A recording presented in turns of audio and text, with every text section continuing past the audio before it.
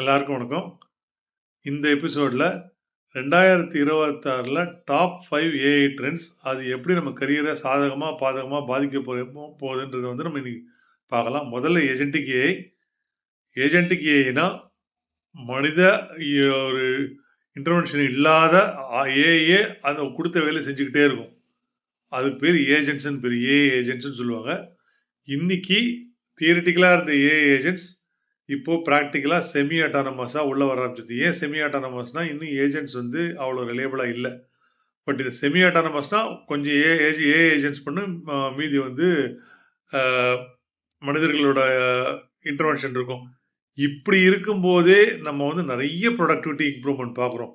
இது எப்படி கரியர் இன் ஃபியூச்சரில் எப்படி கரியர் மாறப்போகுதுன்னா, நம்ம வேலை செய்யறதுலேருந்து ஏஐ ஏஜென்ட்ஸை சூப்பர்வைஸ் பண்ணுற ரோலுக்கு போகிறோம். ஓகேங்களா? இது நம்பர் 1. நம்பர் 2 வந்து ஜெனரேட்டிவ் ஏஐ. ஜெனரேட்டிவ் ஏஐனா நம்ம சாட் ஜிபிடிலாம் பார்க்குறோம் இல்லையா? நம்ம இமேஜ் கிரியேட் பண்ணுறோம், டெக்ஸ்ட் ஜென்ரேட் பண்ணுறோம், எல்லாம் பண்ணுறோம். ஸோ இது வரைக்கும் வெளியில் ஒரு ஃபீச்சராக இருந்த ஜெனரேட்டிவ் ஏஐ இப்போ கோர் இன்ஃப்ராஸ்ட்ரக்சர் ஆகிடுது. அப்படின்னா என்ன அர்த்தம்னா, நம்மளோட யூஸ் பண்ணுற எல்லா சாஃப்ட்வேர்லேயும் ஜெனரேட்டிவ் ஏஐ உள்ளே வந்தாச்சு. ஆஃபீஸ் ஸ்யூட், அடோப் ஸ்யூட், நீங்கள் என்ன யூஸ் பண்ணாலும் அதில் உள்ள ஜெனரேட்டிவ் ஏஐ உள்ளே இருக்குது. ஸோ இது எப்படி நம்ம கரியரை அஃபெக்ட் பண்ண போகுதுன்னா, AI native versus AI optional. AI நேட்டிவ்னா இவனுக்கு எந்த சாஃப்ட்வேர் கொடுத்தாலும் என்ன வேலை கொடுத்தாலும் உள்ள அதில் இருக்கிற ஏஐ வச்சு சக்கப்போடு கூட சடுதியில் நம்ம பண்ணி திறம்பட பண்ணி கொடுத்துட்றான் அப்படின்ற ஏஐ நேட்டிவ். இவனுக்கு வந்து மிகப்பெரிய எதிர்காலம் இருக்குது, நல்ல வருமானம் இருக்குது. ஏஐ ஆப்ஷன்றது இவன் நல்லா பண்ணுறான், பட் மேனுவலாக தான் பண்ணுறான், ஏஐ வச்சு சீக்கிரம் பண்ண தெரியலன்றவனுக்கு நிலைமை ரொம்பவே கஷ்டம்தான். இது 2வது. 3வது ஒயிட் காலர் ஜாப்ஸ் கம்ப்ரெஷன். அப்படின்னா என்ன அர்த்தம்னா, ஏஐ நம்ம கரியர் ஒரு பெரிய ஏணி மாதிரி வச்சுக்கோங்களேன். இப்போதைக்கு 2026ல ஏஐ என்ன ஸ்டேஜில் இருக்குன்னா, ஜூனியர் பொசிஷன்ஸ், ஆரம்ப நிலை படிக்கட்டிலே 1, 2, 3 அந்த படிக்கட்டுகள்லாம் ஏஐ ஃபில் பண்ணுது. இதனால ஃப்ரெஷர்களுக்கு இந்த ஏஐ வருகையினால கொஞ்சம் நிறையவே சிரமம்தான். ஸோ இதில் நீங்கள் பீட் பண்ணணும்னா, நீங்கள் ஃப்ரெஷராக திங்க் பண்ணாமல் டொமைன் நாலேஜ் ஏஐ நாலேஜ் சக்கப்போடு போட்டு நீங்கள் வந்து ஒரு எக்ஸ்பீரியன்ஸ்க்கு ஈக்குவலண்ட்டாக ஒரு நாலேஜ் வளர்த்து நீங்கள் மார்க்கெட் இறங்கினா தவிர, நான் காலேஜ் படிச்சிருக்கேன் சார், எனக்கு ஒன்றும் தெரியாது, இனிமேல் தான் எல்லாம் கற்றுக்கணும்னு வந்தீங்கன்னா, ஐ எம் சாரி, உங்களுக்கு ஆப்ஷன்ஸ் ரொம்ப கம்மி தான், ரொம்ப ரொம்ப கம்மி தான். ஓகே. 4வது வந்து நம்ம 3 பார்த்துட்டோம். 4வது வந்து லேர்னிங் எபிலிட்டி. இன்னைக்கு ஏஐனால ஒரு ஆர்கனைசேஷன்ல எம்ப்ளாயிஸ்க்கு தேவையான ஸ்கில் வந்து ரொம்ப சீக்கிரம் மாறுது. 3 மாசத்துக்கு முன்னாடி படிச்ச ஒரு ஸ்கில் இன்னைக்கு இல்லை. ஆரம்பத்தில் அப்போ இவன் தான் ப்ராம்ப்ட் இன்ஜினியரிங் இம்பார்ட்டண்ட்டாக இருந்தால் கூட முதல்ல இருந்த இம்பார்ட்டன்ஸ் அதுக்கு இப்போ இல்லை.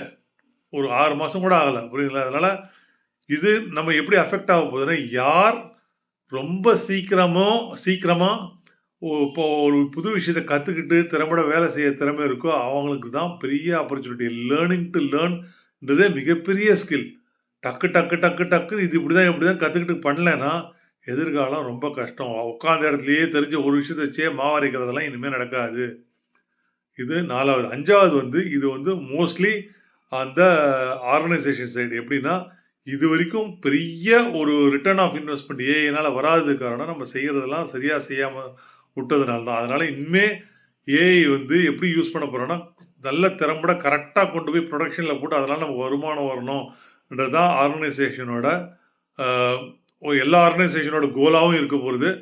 அதுக்கு உண்டான ஆடிட்டிங், ஓகே, அதுக்கு உண்டான அந்த ப்ரொடக்ஷன் கொண்டு போக வேண்டிய அந்த கீ ஸ்கில்ஸு, கம்ப்ளைன்ஸு, ஸோ நிறைய இருக்கு உள்ள. ஸோ இதெல்லாம் அந்த ரிஸ்க் அவர்ஷன், இதெல்லாம் வந்து யார் இந்த ஆங்கிளில் திங்க் பண்ணி ஒரு ஏஐ ப்ரொடக்ஷன் கொண்டு போக நினைக்கிறான்னா அவனுக்கு மிகப்பெரிய ஆப்பர்ச்சுனிட்டி இருக்குது. ஸோ இந்த 5 ட்ரெண்ட்ஸ் தான் agentic AI, generative AI as infrastructure, அப்புறம் வந்து ஒயிட் ஜாப் கம்ப்ரெஷன், எப்படி நீங்கள் உங்களை ஃப்ரெஷர்ஸ் மாற்றிக்கணும். 4வது வந்து நம்ம என்ன பார்த்தோம்னா, எப்படி சீக்கிரம் கற்றுக்கிறது, லேர்னிங் டு லேர்ன். 5வது வந்து ஒரு என்டர்பிரைஸில் எப்படி ஒரு ஏஐ வந்து ப்ராஜெக்ட் வந்து சக்ஸஸ்ஃபுல்லாக ப்ரொடக்ஷன் கொண்டு போகிறது. இந்த 5 தாங்க ட்ரெண்ட்ஸு. சரிங்களா? உங்களுக்கு நான் என்ன பண்ணுறேன், அடுத்தடுத்த எபிசோடில் இந்த ஒவ்வொரு ட்ரெண்ட்லேருந்தும் கொஞ்சம் டீப்பாக போய் உங்களுக்கு என்னென்னு எக்ஸ்பிளைன் பண்ணுறேன். அது உங்களுக்கு ரொம்ப பிரயோஜனமாக இருக்கும். வீடியோ கொஞ்சம் லாங்காக தான் இருக்கும், தயவு செஞ்சு பொறுமையாக பாருங்கள். இது உங்கள் கரியருக்கு ரொம்ப யூஸ்ஃபுல்லாக இருக்கும். உங்களுக்கு இந்த வீடியோ பிடிச்சிருந்தா என்னோட யூடியூப் சேனல் சப்ஸ்கிரைப் பண்ணுங்கள். ஃபேஸ்புக்கில் இந்த வீடியோ பார்த்தீங்கன்னா லைக் பண்ணுங்கள், ஷேர் பண்ணுங்கள். முடிஞ்சால் ஃபேஸ்புக்கில் என்னோட இதுக்கு வந்து பேஜுக்கு வந்து சப்ஸ்கிரைப் பண்ணுங்கள். நன்றி.